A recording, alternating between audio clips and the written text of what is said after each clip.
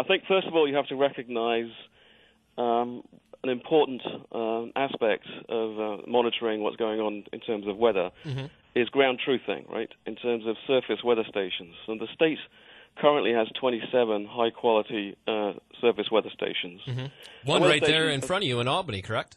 Sorry, say that again? I said there's one right there in front of you in Albany is the National Weather Service has there. Well, the 27 stations serve the National Weather Service, and you can imagine a state the size of New York, that's going to leave a lot of gaps. And this is where our Mesonet comes in, and I think it's worth explaining what the word Mesonet means. And the Mesonet has two parts to it. Meso refers to a scale. So we're trying to observe weather on the scale of 25 miles or so. And if you have 27 stations, you're not going to do that. So 125 sites across the state is going to give... No one's going to be further away than 20 miles from a station. Somebody has termed this to be the, quote, gold standard of automated systems. Do we need to get any more accurate with the weather? It seems like we're as accurate as we can be. How will this new system improve those predictions? Well, certainly... one important gap that we have is as the storms are evolving. I think one of the things that motivated this event for us was actually Irene. When Irene was coming up through New York, it was dropping record-breaking rainfall in regions that we didn't know until about a week later after the event. That means that the emergency managers making important decisions about whether to evacuate or not are actually blind as to what's taking place, how much rain is falling, and how the rivers are rising. And we were reactive in that case instead of being able to be proactive. I think it's important to recognize there are two types of forecasting. One is something called nowcasting. That's having information about how a weather storm is evolving in order to predict the next few hours. For example, important in this storm coming up in the next day or two, or winter storms in general, is the line between freezing rain, snow. The Mesonet's going to provide you with an accurate map of where that line is and how it's moving. That will allow you to make predictions as to how that line is going to move across the state. That's called nowcasting with the observations. That is, how do you spell that? I missed that phrase. I'm sorry. Nowcasting, N-O-W-C-A-S. Nowcasting, okay.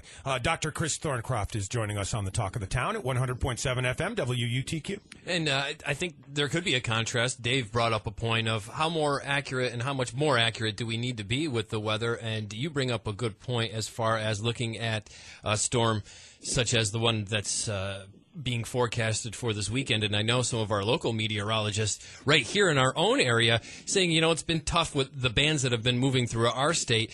Utica proper, maybe not getting as much as just a little bit north and just a little bit south through us. Will that help really determine the lines of things like that and how storms will move in and when they will move in? Right. Well, let me just expand that a little bit further. In addition to nowcasting, the observations that we take with the Mesonet will actually be ingested into numerical weather prediction models, which actually takes the forecast out much longer during a whole day, for example. You mentioned the gold standard. We also like to use the word game changer because there are a few statewide Mesonets out there now, but we will be doing something completely different that no other state has. So at 17 of these sites, 17 of the 125 sites, we will have vertical profiling capability.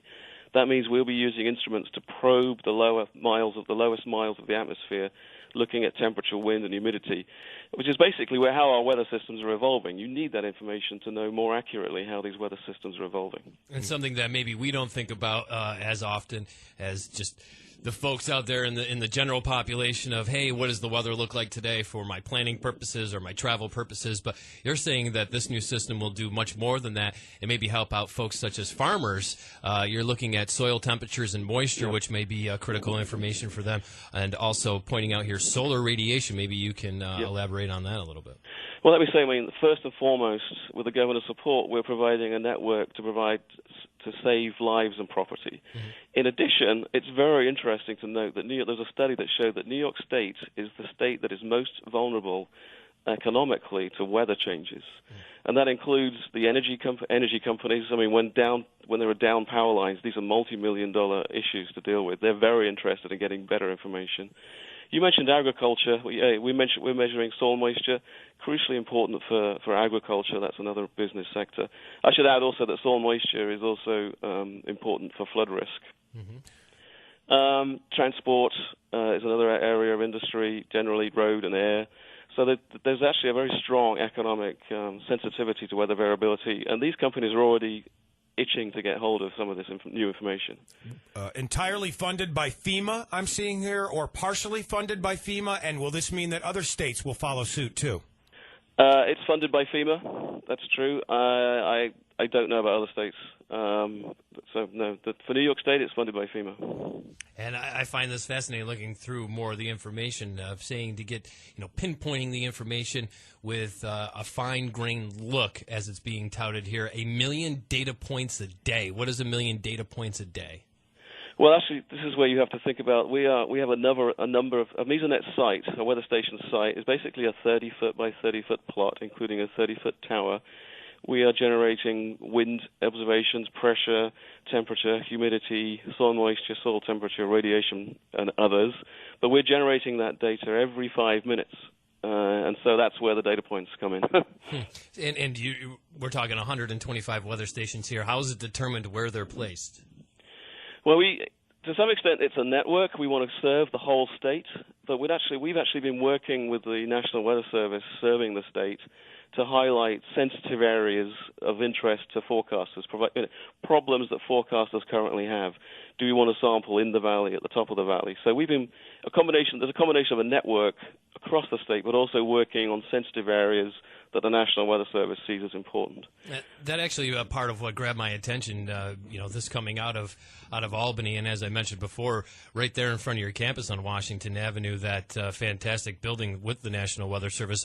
I always took a glance every time. I lived out there for quite a while, and every time I was able to drive by there, I was always fascinated at the type of equipment that was fixed on top of the building there. So right. Will this give you a little bit of an upper hand being, right there and comparing notes? I think it's very helpful. We have a great relationship with the National Weather Service, not only in Albany because of its locality, but there's every office in the state we're working with.